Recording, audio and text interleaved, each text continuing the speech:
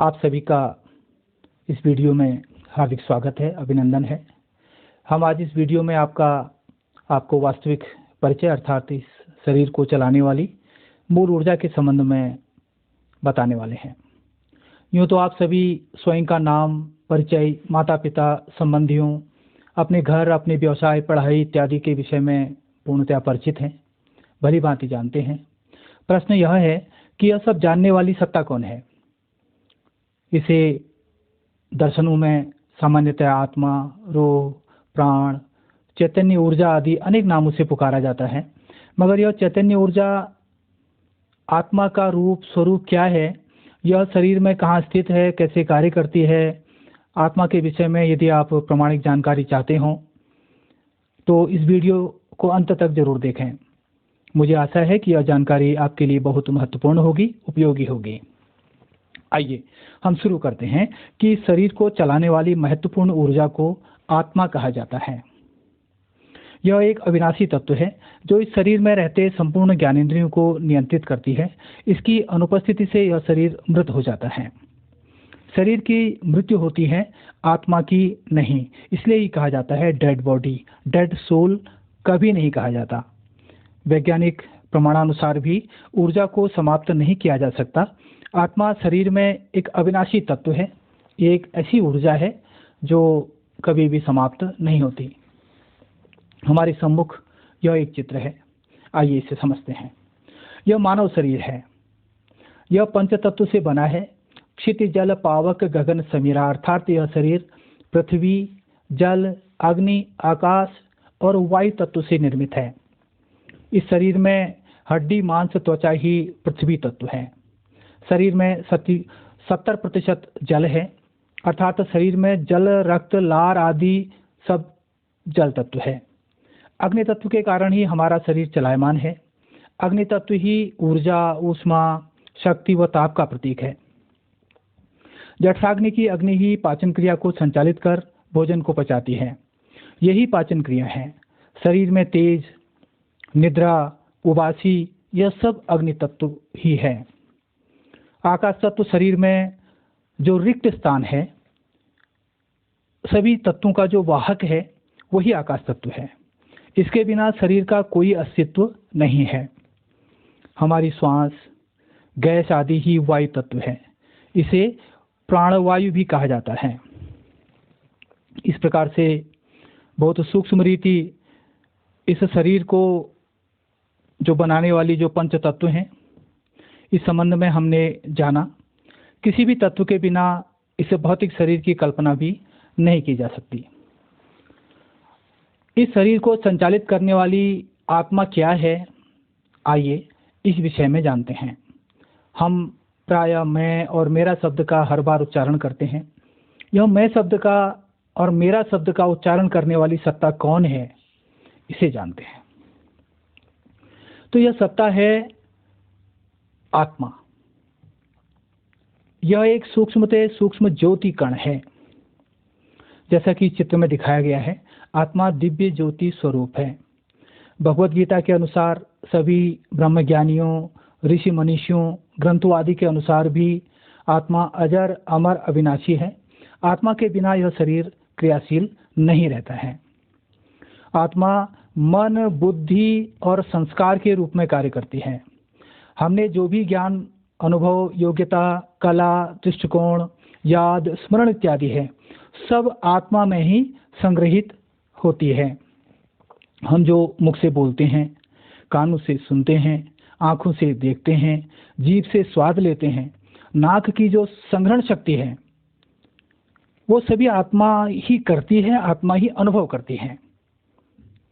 ज्ञान का अनुभव आत्मा ही करती है और मुख द्वारा व्यक्त करती है, या यूं कहें कि मुख का आधार लेकर आत्मा बोलती है। सुख, दुख, चिंता, आनंद सब आत्मा ही अनुभव करती है। आत्मा ही पूरे शरीर को नियंत्रित करती है। सभी ज्ञानेंद्रियां या कर्मेंद्रियां आत्मा के आदेश पर ही क्रियाशील होती हैं। आत्मा के शरीर से निकलते ही यह शरीर निष्क्रिय हो जाता है। एक तरह से आत्मा ही शरीर का राजा है, कमांडर है, ड्राइवर है, उसका मालिक है और तब तक ही यह शरीर सक्रिय रहता है जब तक यह आत्मा उस शरीर में उपस्थित है। चलिए एक उदाहरण से और समझते हैं। यहाँ पर एक चित्र में आप एक कार का चित्र देख रहे होंगे। तो जिस प्रकार गाड़ी को ड्राइवर चलाता है या नियंत्रित करता है, ड्राइवर के बिना गाड़ी चल नहीं सकती, उसी प्रकार इस शरीर रूपी मशीन को चलाने वाली भी जो सत्ता है वो आत्मा ही है। आत्मा ही शरीर को संचालित करती है। जैसा कि बताया गया, आत्मा ज्योति कण है, दिखने में बिंदु है लेकिन गुणों में सिंधु है। ये सूक्ष्मते सूक्ष्म है, उसे इन चर्म चक्षुओं से कदापि देखा नहीं जा सकता। हमें समझाने मात्र के लिए इस चित्र में भी आत्मा को एक बिंदु के रूप में दर्शाया गया है। आत्मा सतोगुणी है।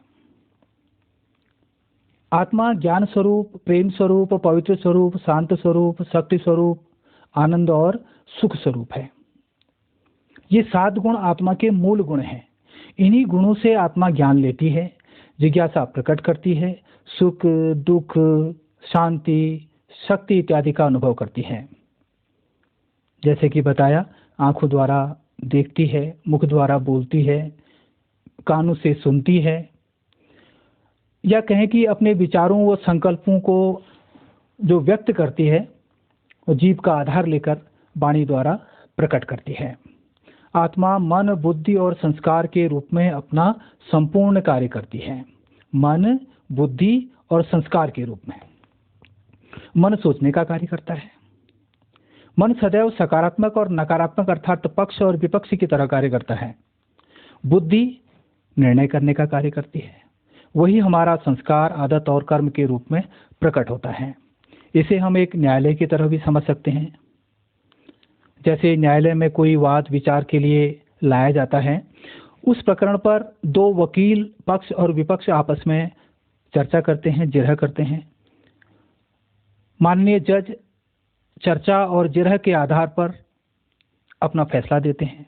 वही फैसला क्रियान्वित होता है। उसी प्रकार हमें विचार उत्पन्न होते ही हाँ या ना, करें या न करें, ऐसा हो या न हो, मन अपने आप में विचार करता है।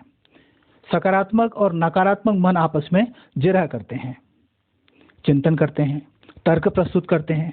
फिर जो भी विचार उत्तम होता है, जो भी विचार उत्तम होता है, उसे ही यह बुद्धि रूपी जो जज है एक निर्णय के रूप में प्रस्तुत करता है,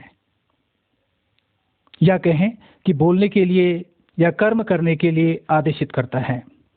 इसी आधार पर हमारे कर्म, बोल आदि वर्ताव में आते हैं। आध्यात्म का मूल उद्देश्य है कि सकारात्मक मन को जागृत करें, ताकि हमारा जो नकारात्मक मन है, गलत सोचने का जो तरीका है वो दब जाए और हमारा जो सकारात्मक पक्ष है वो उठे, ताकि सकारात्मक मन पक्ष में बात करे और बुद्धि रूपी जज ऐसा फैसला दे ताकि हम वही कर्म कर सकें, वही बर्ताव कर सकें, वही बोल सकें। तो इस हड्डी मांस पंच तत्व के शरीर में जब यह आत्मा दैवी रीति से उपस्थित होती है तो शरीर जागृत हो उठता है, जिसे जन्म तथा आत्मा यदि शरीर से चली जाती है, आत्मा की इस शरीर से अनुपस्थिति को ही मृत्यु कहा जाता है। इन दोनों का मिलना ही, शरीर और आत्मा का मिलना ही जीवात्मा है, जीवित है, या ये जीवन है। यह आत्मा भ्रुकुटी पर निवास करती है। इसलिए ही यह माथा बहुत संवेदनशील है और शरीर का प्रमुख भाग माना जाता है।